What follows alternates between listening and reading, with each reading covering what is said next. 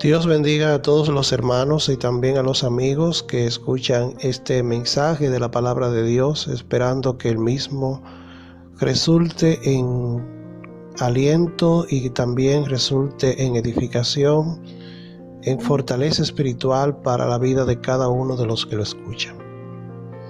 Yo quiero que tengamos una lectura de la palabra de Dios, esta vez en Apocalipsis capítulo 19, en el versículo número 6. Apocalipsis capítulo 19, versículo 6. Dice la palabra de Dios: Y oí como la voz de una gran multitud, como el estruendo de muchas aguas, y como la voz de grandes truenos que decía: Aleluya, porque el Señor nuestro Dios Todopoderoso reina. ¿Jehová reina? Parece ser que no.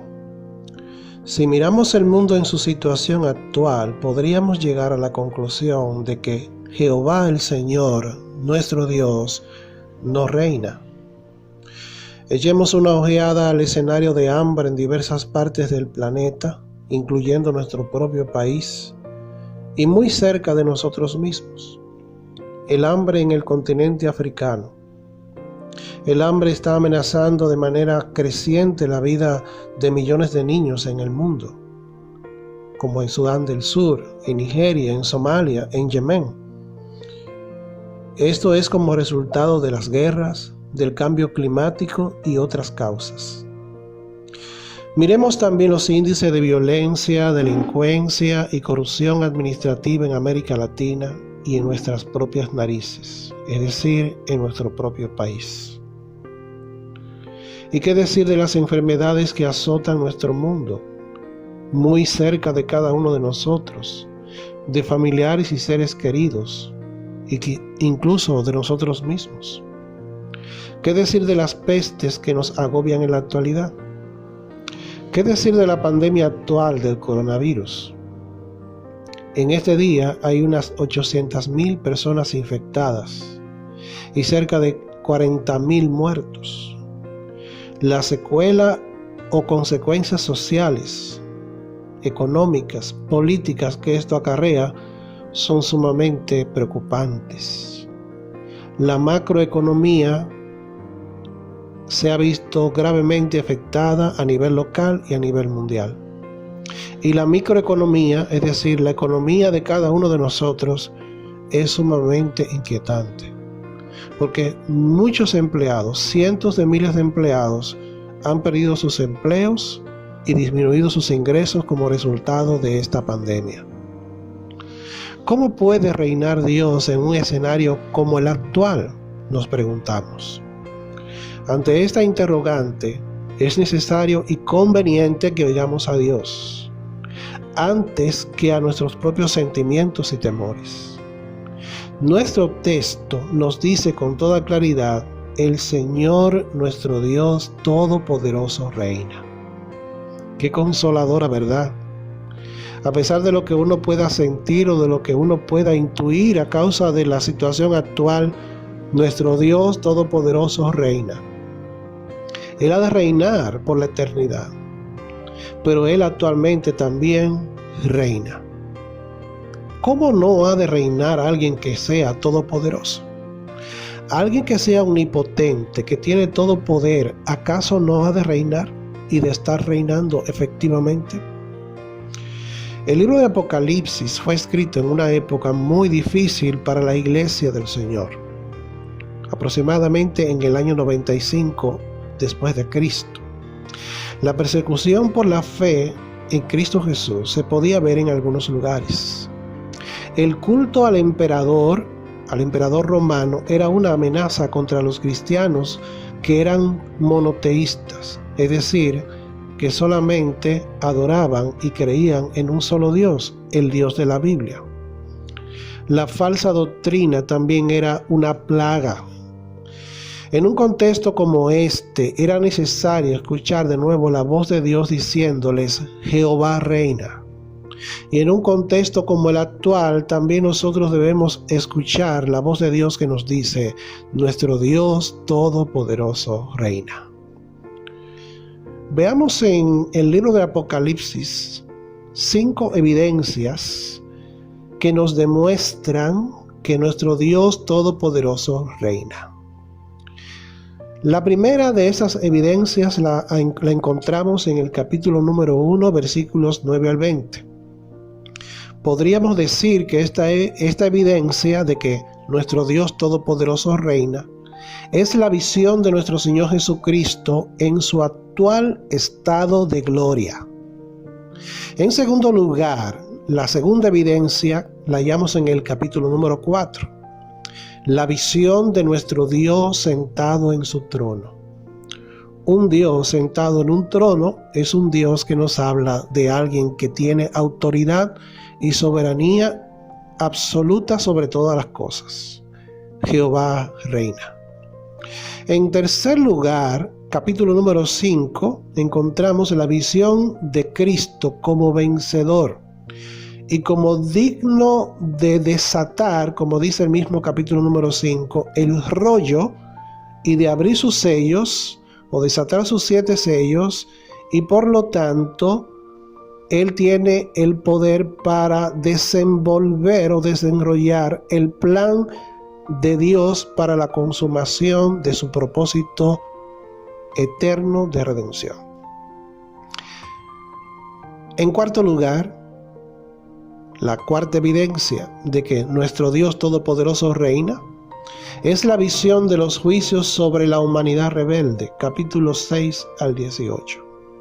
Un Dios que castiga la maldad, un Dios que juzga el pecado, un Dios que va a traer sus juicios terribles sobre una humanidad incrédula que ha menospreciado a su Hijo Jesucristo.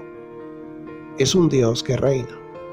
Y en quinto lugar, capítulo 19 al 22, tenemos la visión del establecimiento del reino de Dios como una evidencia de que Jehová reina.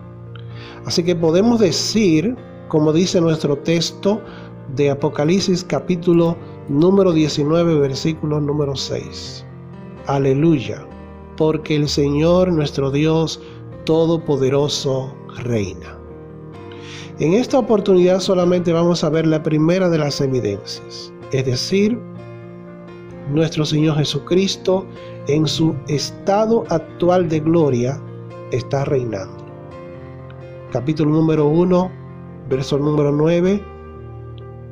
En adelante, vamos a ver hasta el verso número 14, Juan allí tiene una visión. Es la primera de una serie de visiones que él tiene y que él experimenta en el libro de Apocalipsis. Y dice Juan: yo, Juan, vuestro hermano y copartícipe vuestro en la tribulación, en el reino y en la paciencia de Jesucristo, estaba en la isla llamada Patmos por causa de la palabra de Dios y el testimonio de Jesucristo. Yo estaba en el Espíritu en el día del Señor, y oí detrás de mí una gran voz como de trompeta que decía: yo soy el Alfa y el Omega, el primero y el último. Escribe en un libro lo que ves y envíalo a las 7 iglesias que están en Asia: a Éfeso, a Esmirna, Pérgamo, Tiatira, Filadelfia y Laodicea. Y me volví para ver la voz que hablaba conmigo, y vuelto vi 7 candeleros de oro. Y ahora notemos lo que dice el versículo número 13 y el versículo número 14. Y en medio de los 7 candeleros de oro vi a uno semejante al Hijo del Hombre, vestido de una ropa que llegaba hasta sus pies, y ceñido por el pecho con un cinto de oro. Su cabeza y sus cabellos eran blancos como lana, como nieve, sus ojos como llama de fuego.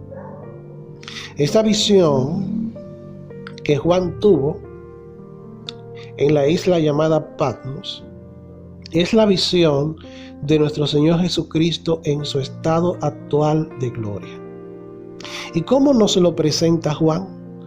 Nos lo presenta como un Cristo vencedor. Más adelante él dice a Juan: no temas, yo soy el primero y el último, y el que vivo y estuve muerto, mas he aquí que vivo por los siglos de los siglos. Amén. Y tengo las llaves de la muerte y del Hades. Poseer las llaves, o tener las llaves de la muerte y del Hades, el Hades es la región de los muertos, es una señal de autoridad, de que Él tiene reinado, de que aún sobre la muerte, sobre el poder de la muerte y sobre el poder de la región de la muerte, Él tiene autoridad, Él ejerce señorío, Él reina. Ahora, lo que nos llama la atención acerca de este personaje que Juan describe con una gran cantidad de metáforas y de símiles, de comparaciones, para que podamos comprender un poco la grandeza de ese Cristo exaltado. Lo describe Juan como uno semejante al Hijo del Hombre, que estaba vestido de una ropa que llegaba hasta los pies y ceñido por el pecho con un cinto de oro.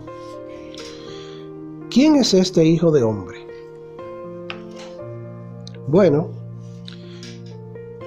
todos podemos comprender que este semejante al Hijo del Hombre es una descripción de la persona del Señor Jesucristo.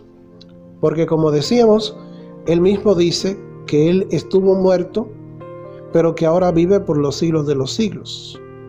Así que aquel que es semejante al Hijo del Hombre se refiere a alguien que murió y que ahora actualmente vive y que tiene el poder de la muerte y del Hades, que es la región de la muerte. Así que nuestro Señor Jesucristo es el Hijo del Hombre. Un dato muy importante que nosotros debemos de conocer, hermanos y amigos también, es que en la Biblia el título Hijo de Hombre o Hijo del Hombre es el título favorito de Cristo para autodesignarse. Es decir, Cristo utiliza la expresión, el título Hijo del Hombre en algunas ocasiones o en muchas ocasiones, especialmente en los Evangelios. La primera vez que lo utiliza es en el capítulo número 1 del Evangelio según San Juan. Es decir, estamos hablando desde el punto de vista cronológico del tiempo. Fue la primera vez que el Señor Jesucristo utilizó este título para autonombrarse o para autodescribirse. Vamos a ir al capítulo número 1 del Evangelio según San Juan. En esta conversación que Cristo tiene con Natanael, luego de que Cristo le dijo a Natanael que lo había visto debajo de la higuera. Entonces Natanael le respondió: Rabí, tú eres el Hijo de Dios, tú eres el Rey de Israel. En el versículo número 50 respondió Jesús y le dijo: porque te dije que te vi debajo de la higuera, ¿crees? Cosas mayores que estas verás. Y le dijo: en verdad os digo, o de cierto les digo, que verán el cielo abierto y a los ángeles de Dios subiendo y bajando sobre el Hijo del Hombre. La imagen de los ángeles subir y bajar está tomada de la escalera de Jacob, del sueño que tuvo Jacob cuando huía de su hermano Esaú camino a Aram. Él vio una escalera y ángeles que bajaban y ángeles que subían hacia el cielo. Y nos dice Cristo: yo soy esa escalera, o esa escalera apuntaba a mí. Y de cierto les digo que van de ahora en adelante a ver el cielo abierto y a los ángeles de Dios subiendo y bajando sobre el Hijo del Hombre. Más adelante en el capítulo número 3, verso 13, dice el Señor: nadie ha subido al cielo sino el que bajó del cielo, el Hijo del Hombre que está en el cielo. En muchas otras oportunidades el Señor Jesucristo se nombra o se describe y se autodesigna a sí mismo como el Hijo del Hombre. Cuando Él regrese en las nubes del cielo, dice que verán la señal del Hijo del Hombre viniendo con poder y gran gloria. En otra ocasión dijo: el Hijo del Hombre no tiene ni dónde recostar su cabeza. Así que este título fue el título favorito de Cristo para hablar acerca de sí mismo, para hablar acerca de su identidad y hablar acerca de su misión. Pero la pregunta es, ¿de dónde Cristo sacó esta expresión? ¿Fue una expresión que él mismo originó en estos momentos en su ministerio terrenal? ¿O esa expresión, hijo de hombre, ese título hijo de hombre, es un concepto que tiene un registro bíblico anterior a el uso del Señor Jesucristo? La respuesta es que sí. En Daniel capítulo número 7 encontramos el pasaje clave que nos habla acerca de ese hijo de hombre y de este personaje que aparece en Daniel capítulo 9 versículos 13 y 14. Es que Cristo toma este título para a sí mismo describirse. Así que vayamos a Daniel capítulo número 7. En Daniel capítulo 7, este profeta de Dios, este gran hombre de Dios, tiene una visión en la que él contempla a 4 bestias, cada una de ellas muy diferente la una de la otra. Es la manera en cómo Dios ve a los imperios humanos. Cada una de ellas representaba o simbolizaba un imperio importante de la época del Antiguo Testamento. La primera simbolizaba a Babilonia. La segunda simbolizaba al imperio medo-persa. La tercera representaba al imperio griego y la cuarta simbolizaba al imperio romano. Y luego dice en el versículo número 13 de la visión del capítulo 7 que seguí mirando en las visiones nocturnas, y he aquí con las nubes del cielo venía uno como un hijo de hombre, que se dirigió al anciano de días, y fue presentado el Hijo del Hombre ante él, ante el anciano de días. Y ahora notemos, versículo 14. Y le fue dado dominio, le fue dada gloria y reino. ¿Con qué propósito? Para que todos los pueblos, naciones y lenguas le sirvieran. Su dominio es dominio eterno que nunca pasará, y su reino uno que no será destruido. Esta visión en la que Daniel contempla a este hijo de hombre que viene hasta el anciano de días es la visión de un personaje escatológico, es decir, un personaje que ha de ser manifestado en un tiempo futuro, que aún todavía no ha llegado el cumplimiento. Por lo menos este escenario donde dice que le fue dado dominio, gloria y reino es un elemento que todavía no se ha cumplido de manera perfecta en cuanto a la persona del Señor Jesucristo. Y lo interesante es que el Señor Jesucristo utiliza este término, este título para hablar de sí mismo, diciendo: yo soy ese hijo de hombre que Daniel menciona en el capítulo número 7, que desciende y que llega hasta el anciano de días y al cual le fue dado dominio, gloria y reino. Y ese dominio es un dominio eterno. Lo que llama poderosamente la atención en la visión del libro de Apocalipsis es que este hijo de hombre que llega hasta donde se encuentra Juan aparece en un contexto en el que todavía el cumplimiento perfecto del plan de Dios no ha llegado a su plena consumación, sino que aparece en la visión para manifestar su presencia a Juan en ese momento tan difícil donde él se encuentra en aquella isla de Patmos, y también para presentarse a la iglesia como alguien que en la actualidad tiene dominio, tiene gobierno, tiene soberanía, y que en la actualidad también tiene control de todo.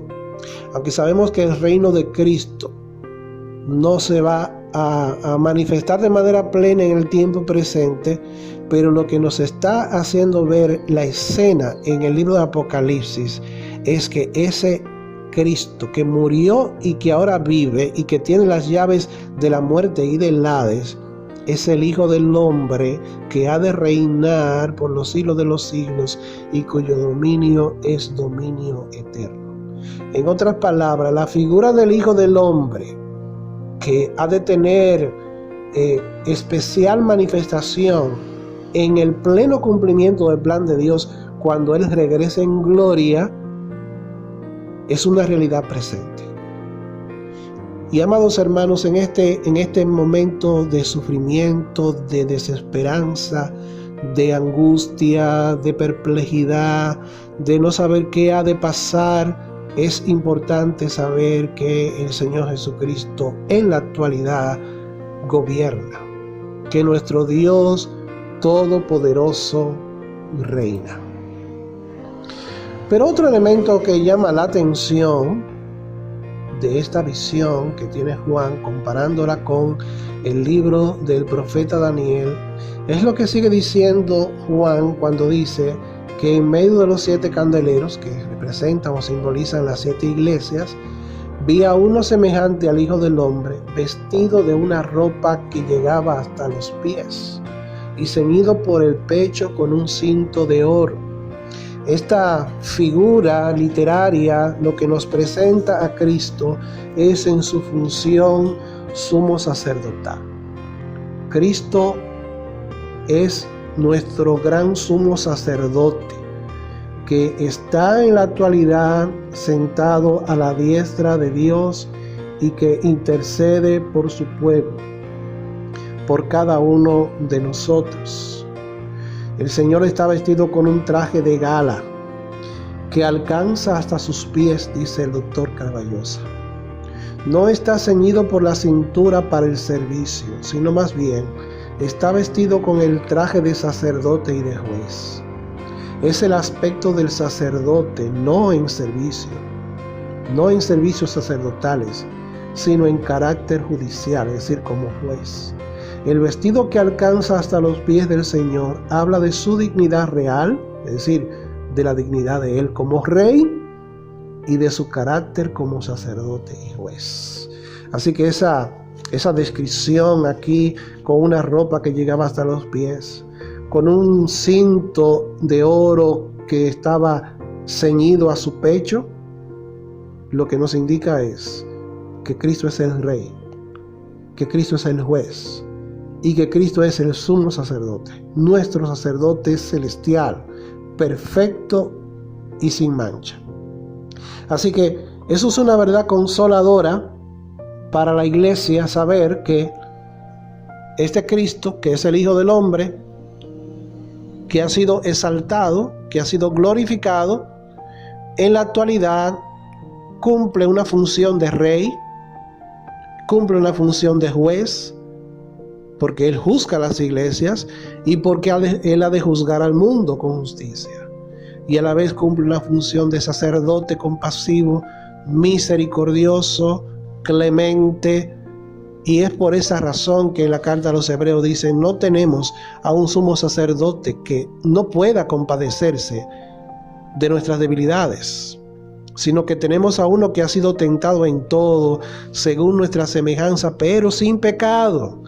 Y por lo tanto, exhorta el escritor de la carta a los Hebreos: acerquémonos pues confiadamente al trono de la gracia para alcanzar misericordia y hallar gracia para el oportuno socorro. Qué consoladora verdad. Pero seguimos en la descripción que hace Juan, versículo 14 del capítulo número 1 de Apocalipsis. Luego de haber presentado al Hijo del Hombre, que es nuestro Señor Jesucristo, con una ropa que llegaba hasta los pies y con un cinto de oro ceñido a su pecho, todo ello indicando de que Él es el sumo sacerdote, que Él es el juez y a la vez que Él es el rey. Luego dice, versículo 14, su cabeza y sus cabellos eran blancos como blanca lana, como nieve, y sus ojos como llama de fuego. Volviendo a la visión de Daniel, en el capítulo número 7, y si la comparamos con lo que leímos en el versículo 14 de Apocalipsis 1, encontramos una gran verdad. Dice el versículo número 9 del capítulo 7 de Daniel: seguí mirando hasta que se establecieron tronos, y el anciano de días se sentó. Ese anciano de días en Daniel simboliza a Dios mismo, Dios el Padre. Dice que el anciano de días se sentó. Muy probablemente la idea de sentarse es una imagen para indicar que se sentó para juzgar. Y luego continúa diciendo: su vestidura era blanca como la nieve, y el cabello de su cabeza como lana pura. Su trono llamas de fuego, y sus ruedas fuego abrasador. Si lo comparamos con lo que dice Apocalipsis, el capítulo número 1, versículo 14, donde dice que su cabeza y sus cabellos eran blancos como lana, como blanca lana, como nieve, y sus ojos como llama de fuego. Cuando lo comparamos, estos dos cuadros, uno en Daniel, capítulo número 7, verso 9, que se refiere al anciano de días, que simboliza a Dios el Padre, con la imagen y la descripción de Apocalipsis capítulo número 1, versículo 14, que se refiere al Hijo del Hombre, es decir, a nuestro Señor Jesucristo. Cuando lo comparamos, amados hermanos y amados amigos también, notamos una gran semejanza.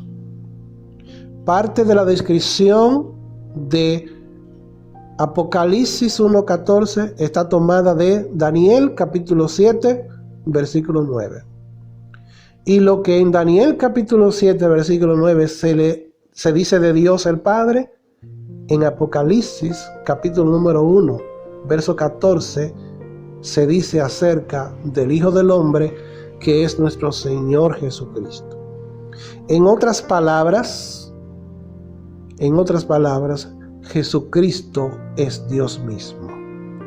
Él no es el Padre, pero es un miembro de la deidad, de la trina deidad, la segunda persona de la Trinidad. Por lo tanto, comparte con el Padre la misma esencia, la misma naturaleza y la misma gloria. Dice el doctor Carballosa, comentando este pasaje, este versículo, que la descripción de la cabeza y los cabellos del Señor se corresponden con las palabras de Daniel 7:9. Los calificativos como blanca lana y como nieve sugieren la deslumbrante pureza de la eterna sabiduría de nuestro Dios, de nuestro Señor Jesucristo. La deslumbrante pureza de la eterna sabiduría de nuestro Dios y Salvador Jesucristo. ¿Te das cuenta, mi amado hermano? Y te das cuenta, estimado amigo que nos escuchas, que lo que dice Apocalipsis 19:6, nuestro Dios Todopoderoso reina, es una verdad que no puede ser contradicha, que es una verdad tan cierta como la verdad misma, que es una realidad tan real, valga la redundancia, que no puede ser echada a un lado. Nuestro Dios Todopoderoso reina.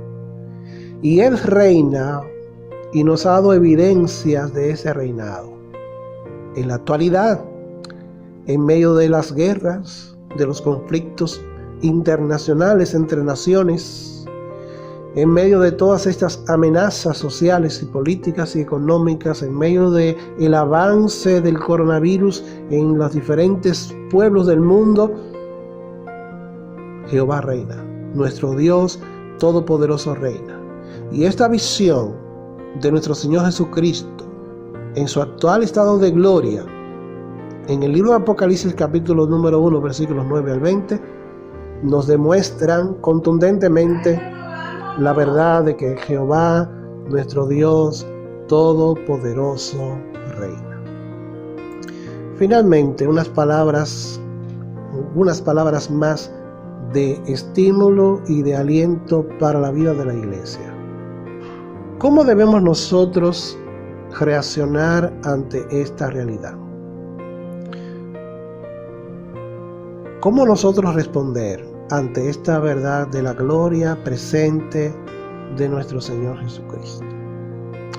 Dice el versículo número 17 de Apocalipsis 1, cuando le vi, caí como muerto a sus pies, y él puso su diestra sobre mí diciéndome, no temas, yo soy el primero y el último. Cuando Juan contempló la gloria esplendente de Cristo, su reacción fue de caer como muerto a sus pies. Pero qué consolador es saber que el Señor colocó su mano derecha sobre él y le dijo, no temas. Este no temas es una constante invitación de Dios en las Sagradas Escrituras, desde el Antiguo al Nuevo Testamento. No temas porque yo estoy contigo. No desmayes porque yo soy tu Dios que te esfuerzo. Siempre te ayudaré, siempre te sustentaré con la diestra de mi justicia. En otra parte de la Biblia encontramos esa constante exhortación. Dios le dijo a Pablo, Cristo le dijo a Pablo, apareciéndose en Corinto, no temas, Pablo, porque yo estoy contigo. A las mujeres que fueron a la tumba del Cristo que había resucitado, los ángeles les dijeron, no temáis. Cuando los ángeles se aparecieron a los pastores, cuando el Hijo de Dios nació, también encontramos las mismas palabras. No temáis, porque aquí os doy nuevas de gran gozo, que os ha nacido hoy en la ciudad de David un Salvador, que es Cristo el Señor. El ángel, cuando se le apareció a Zacarías, el padre de Juan, le dijo, no temas. Cuando se le apareció a María, la madre de Cristo, le dijo, no temas. Constantemente encontramos un llamado de Dios hacia su pueblo, hacia sus santos, con el mismo mensaje, no temas. Recordemos el Salmo 46, Dios es nuestro amparo y fortaleza, nuestro pronto auxilio en las tribulaciones, por tanto no temeremos, aunque la tierra sea removida y se traspasen los montes al corazón del mar, aunque bramen y se turben sus aguas y tiemblen los hombres a causa de su braveza. Jehová de los ejércitos está con nosotros, nuestro refugio es el Dios de Jacob. Cristo le dijo a Juan y nos dice a nosotros, yo tengo las llaves, es decir, la autoridad sobre la muerte y sobre el Hades. Nuestra actitud debe ser de confianza, nuestra actitud debe ser de devoción y de adoración al Cristo que actualmente reina. Gocémonos y alegrémonos, porque nuestro Dios Todopoderoso reina. Que el Señor les bendiga.